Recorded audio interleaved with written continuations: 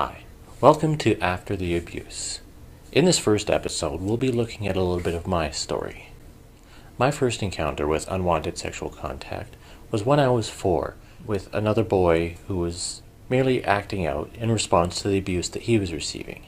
He was too young at the time to understand that what he was doing was inappropriate. Around the age of 10, a male associate of the family would take advantage of opportunities when we were alone to inappropriately touch and molest me. The worst of it happened when I was 6 years old. In 1987, in one horrific afternoon, I was gang raped by 5 men and 1 teenage boy, among other things that happened that day. I'll be mainly talking about this day in the following interview. I've tried to word things in a way that they're the least triggering as possible. Even so, you may get triggered. If you do so, be sure to take care of yourself. Before we get into the interview, I'd just like to take a moment to clarify what I mean when I use the term survivor. I'm by no means saying that the survivor is an identity. It, however, is just merely something that has happened in the past for someone who's been abused. It does not in any way define them. The following interview was conducted by my friend Kyle. This is After the Abuse.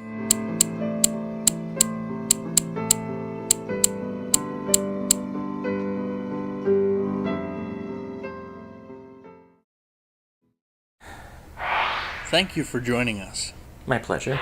Tell us a little about yourself. I'm 37 years old. I'm a florist. Been doing that for just over 10 years. I love a good pun and pretty much any corny joke. Please tell us about what happened to you when you were 6. Sure. When I was 6, there was one day I was over at someone's place. They were babysitting me, and they had another boy that was around the same age as me. And we were playing out in the front yard because it was a really, really hot July or August day back in '87. And the neighbor boy comes over and says, it's really cool in my basement. Why don't you guys come on over?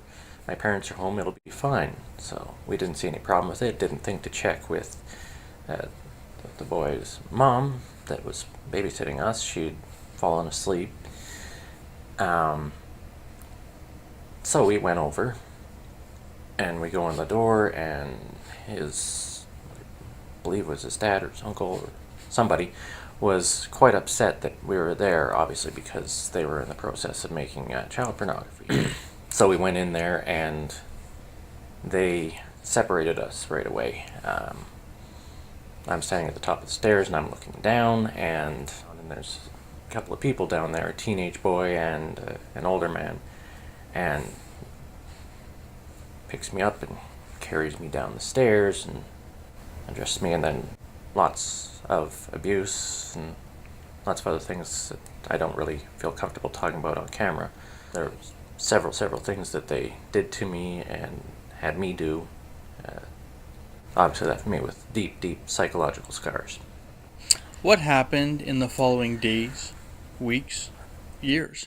Well, following that, I just kind of tried to shut it out of my mind, but it was always kind of there, kind of like a noise in the background. Hey, don't ignore me, you can't ignore me. But I pretty much went into denial. It's like, no, I'm just making this up. This is just my imagination. That had to be hard to deal with, especially being only 6 years old. No, it got pretty bad. Didn't really register like what had happened until puberty hit, and then I was able to kind of understand somewhat what had happened. I got really dark, and there's one day that I decided, I'm going to end this, and I almost committed suicide. Could you please tell us a little about that? Sure, yeah, I can talk about that a little. No one else was at home, so I'd gone to the kitchen, I got out a steak knife, and I'm sitting there with it in my hand, and I'm holding it to my chest and contemplating, plunging it through. I'm trying to work up the nerve to do this, and I'm worried about, hitting my ribs because I had poor coordination, thankfully, and that saved me. Then my family came home, and obviously that interrupted the attempt. I hid the knife and tried to pretend like I was just having a bad day when they found me crying. How did you go forward from that? After that, it discovered that I was tall enough to reach the liquor cabinet, and I would, just a little bit at a time, I started, cooking. I would use like a cream cherry, and of course, more of it would go to me than that. And I was always careful to keep it where I was functional. Regarding the drinking, were you able to get a handle on that right away? Or is this a continuing problem for you? Well, it was a big problem for a while. I had to decide to cut it on my own because I was realizing just how much I was medicating with the alcohol. I believe they call that a functional alcoholic. So I've had to cut alcohol completely out of my life.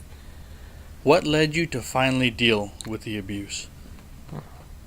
Well, it was something that I thought that no one wanted to hear, that they would blame me, that I somehow brought this upon myself. I was thinking those things about myself at the time as well.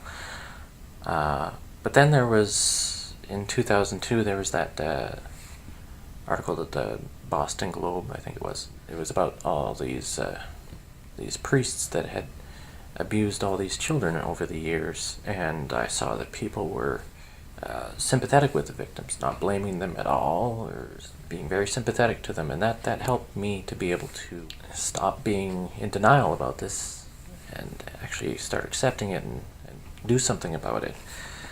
And that was back in 2002, and then a couple of years went by, and in 2005 I finally decided it's time. I told my parents about the abuse. They were shocked, to say the least.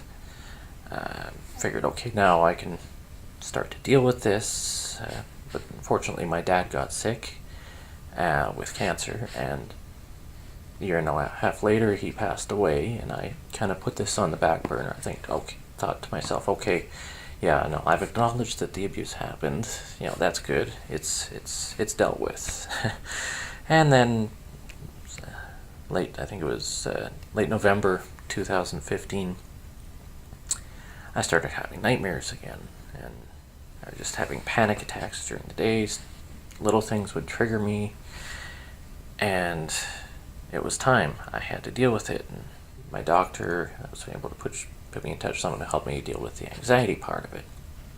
So, where are you now, 30 years after this abuse?